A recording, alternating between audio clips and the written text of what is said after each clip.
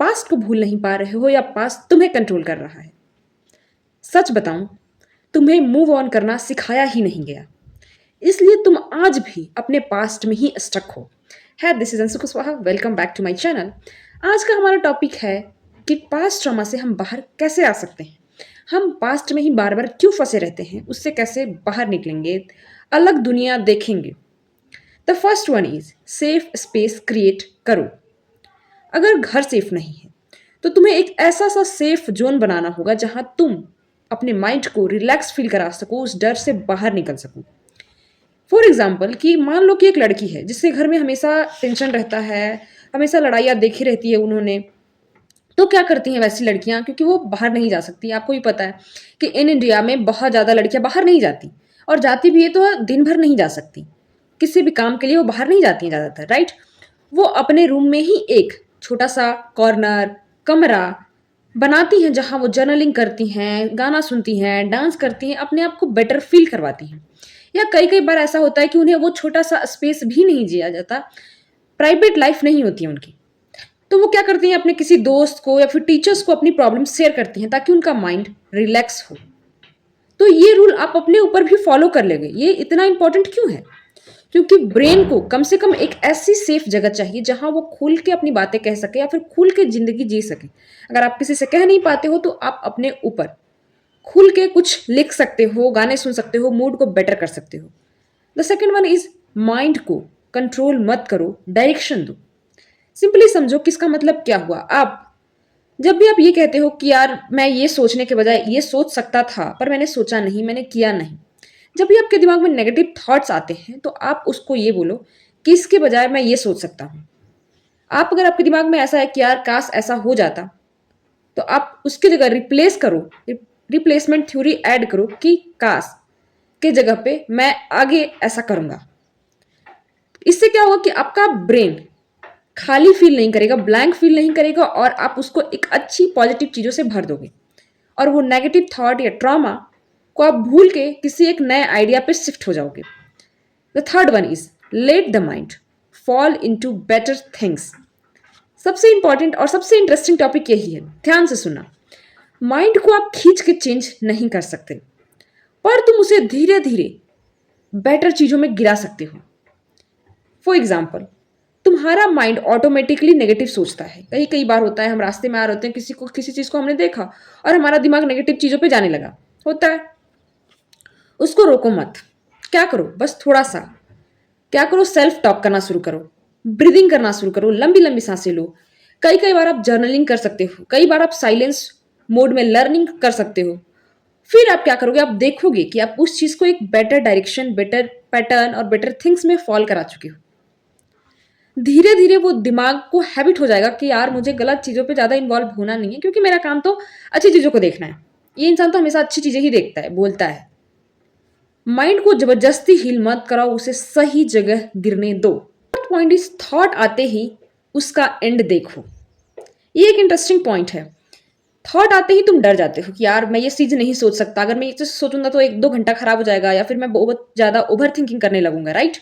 कई कई बार आपने फील किया होगा इस चीज़ को, इसीलिए वो इनकम्प्लीट रह जाता है, और अगले दिन या अगले टाइम 2-4 घंटों बाद दोबारा से आपके दिमाग में आता है, स्टक फील करने लगते हो आप। फॉर एग्जाम्पल, ऐसा बोलते हैं कि ऐसा हो जाता, वैसा हो जाता, पर तुम तुरंत डिस्ट्रैक्ट हो जाते हो, फोन चलाने लगते हो, उस चीज से भागने लगते हो, किसी और से बात करोगे, आप रील्स देखने लगोगे। वो थॉट फिर रिपीट होगा। उस टाइम तो ठीक है, आपने उसे कंट्रोल कर लिया, आप उस चीज से बाहर आ गए।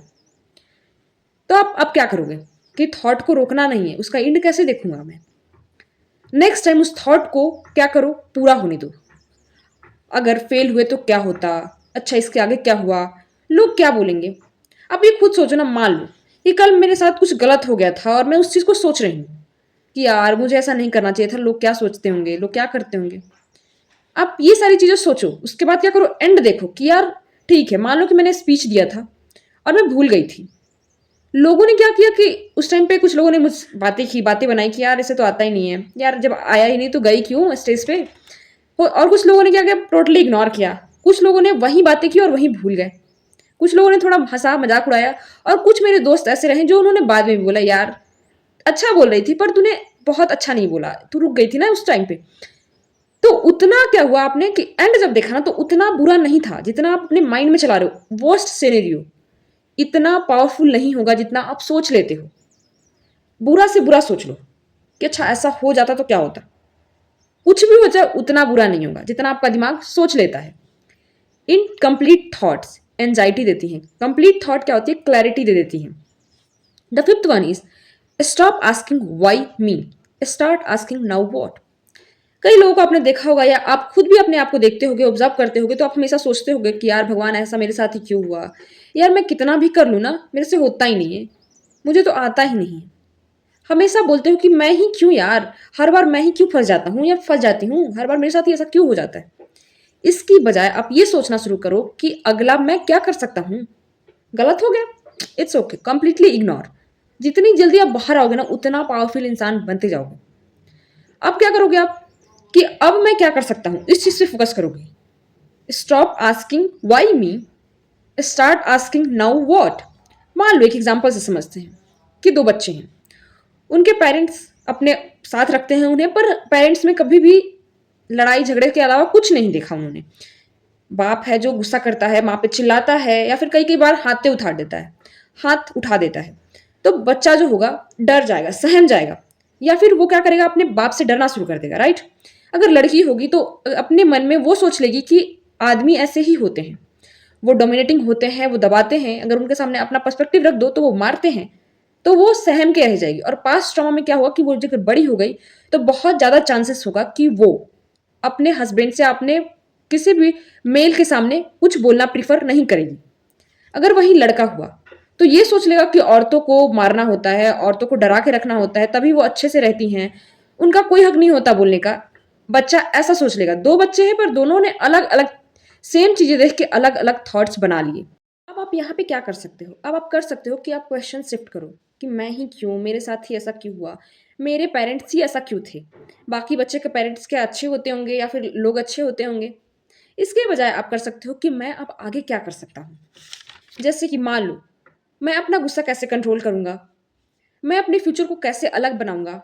जो बच्चे हैं वो सोच सकते हैं कि क्या ऐसा ही होता है, जो लड़की है वो अलग दुनिया देखे, बाहर निकले, जाए, जाने लोगों को पहचाने कि सारे मर्द ऐसे नहीं होते हैं। उसको ये जानना बहुत जरूरी होगा, वरना उसके फ्यूचर्स की लाइफ बहुत ही बुरी होगी। लड़के को भी बाहर की दुनिया देखनी बहुत जरूरी होगी ताकि उसे पता चले कि औरत की खुद की पर्सपेक्टिव्स हैं, उन्हें संभालना और केयर करने की जरूरत है, ना कि उन्हें डरा धमका के रखने की जरूरत है। पास तुम्हें कंट्रोल नहीं करता, पर नेक्स्ट स्टेप तुम कैसे उसे देखते हो वो चीजें ज्यादा डिपेंड करेंगी तुम पे। पास तुम्हारे कंट्रोल में नहीं था, पर जो आने वाला प्रेजेंट और फ्यूचर है वो तुम्हारे कंट्रोल में ही है। अगर तुम आज भी उसी इन्वायरमेंट में हो कि आज भी वैसे ही चीजें फेस करते हो जो पास्ट में होती रही हैं, आज भी कंटिन्यू हैं, तो आप इस वीडियो को सेव करो। जब भी लगे कि आप पास्ट ट्रॉमा बहुत ज्यादा ट्रिगर कर रहा है, आप इस वीडियो को दोबारा ओपन करो, सीखो, समझो कि दुनिया कैसे देखनी है। हमेशा याद रखो कि ट्रॉमा तुम्हारी स्टोरी का स्टार्टिंग हो सकता है, पर एंडिंग कभी नहीं बनने देना मेरे दोस्त। एक ही जिंदगी है, उसे इतना अच्छे से जीना है, इतने अच्छे से, ना ही किसी से डरना है, ना ही कोई रिग्रेट रखनी है और ना ही कोई गिल्ट रखना है। कमेंट में लिखो कि मैं इस पैटर्न को आज और अभी से ब्रेक करता हूँ। Thank you so much, we will meet in the next video.